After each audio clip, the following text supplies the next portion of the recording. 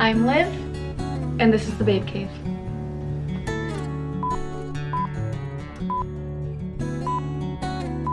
So today I'm talking about something different. My channel isn't going to be all about my health or my aquagenic pruritus, my allergy to water. I have so many stories to share. So today we're going to be talking about how I grew up in a funeral home. So I lived in a funeral home from when I was an infant until I was like 7 years old. And that seems like I wouldn't have many memories from it, but I remember it like the back of my hand. I grew up in Rhode Island, and I moved from Rhode Island to Florida when I was 14. And I spent the first 7 or 8 years of my life in Rhode Island in a funeral home. So the funeral home was called the Brown Funeral Home. My dad lived there with his whole family when he was little, and his dad, my grandpa, ran the funeral home. And it's something that is a big part of my identity, and when I tell people, it's like shocking. Where can I even start? Living in a funeral home was definitely weird, especially at such a young age. I am a believer that young children are very susceptible and vulnerable to, you know, like spiritual things. If I'm gonna be sharing this part of my life anyways, and I'm gonna be sharing stories of when I lived in a funeral home, might as well give you the juicy details, right? So my parents told me a few different funny, weird stories from when I was little, and I can assume they weren't funny when they happened, but they're funny now to talk about. My parents told me that I wouldn't be able to sleep, and I would come into their room and either just sit there and cry or scream, or I would stand at the end of the bed staring at them until they woke up. I would get rid of my child. And my dad said that. He was like, I don't know, at one point I was really scared of you, but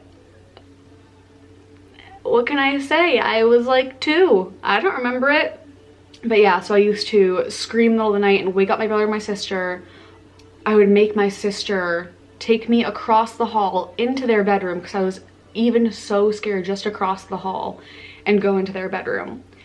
And, you know, now remembering it, I can't remember what exactly was scaring me so bad.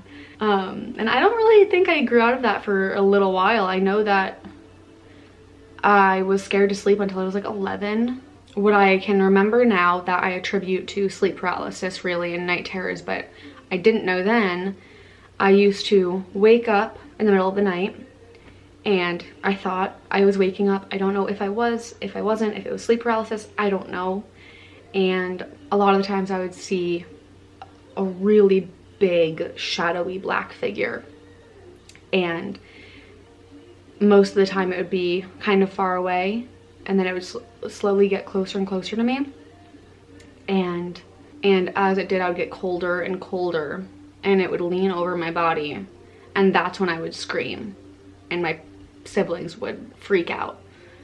And that was just one of the things that I saw, but that's definitely one I remember because I ended up, that was like the one big prominent figure, sleep paralysis image, I'm not sure, that I saw most commonly. You know, how do you really know what's a ghost and what's not? I was a crazy insomniac, scared, possibly possessed little girl. So to explain the funeral home, it was like a giant parking lot, and then the house, the funeral home. The main floor where you walk in was the funeral home, and it was where the bodies were kept and the embalming happened and people came to attend funerals.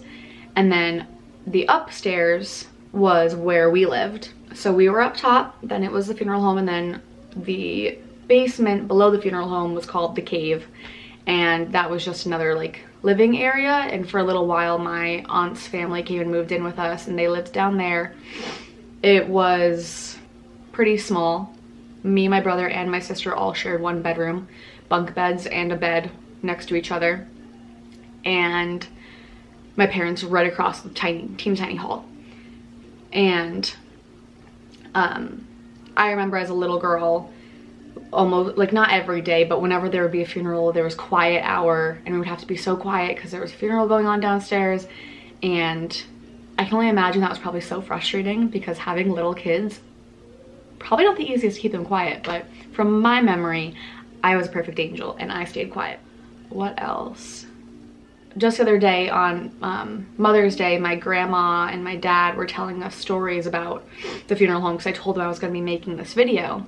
And the story that my dad told, I have never heard before. So when he was younger, he said he would always challenge himself and run from the stairs in the house down to the funeral home, up and down, see how many steps he could miss, like jumping 4 steps at a time. And he would like run out and around the room downstairs and then back up. But he said that my grandpa sometimes liked to put bodies in weird places if he couldn't fit them other places. So my dad said one day he was doing this and running up and down the stairs, and he ran down the stairs and turned the corner so fast, and his body just hit a gurney, and he flopped on top of a dead body. He said it was the most terrifying and gross thing that's ever happened to him. Nothing like that ever happened to me living there. As a little kid, they tried to keep me out of the funeral home, like when there were bodies and stuff. I went down there.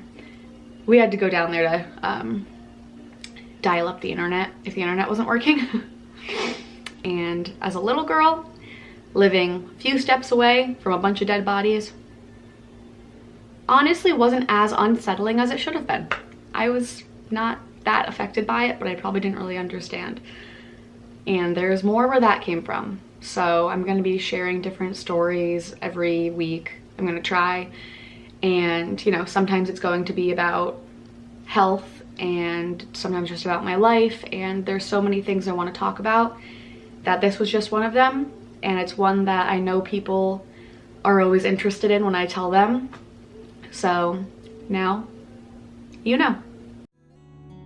Thank you for watching. I know I'm just starting out, so I'm not talking to that many people, but like, share, subscribe, do whatever you can. I really appreciate the support, and that's my story of how I lived in a funeral home.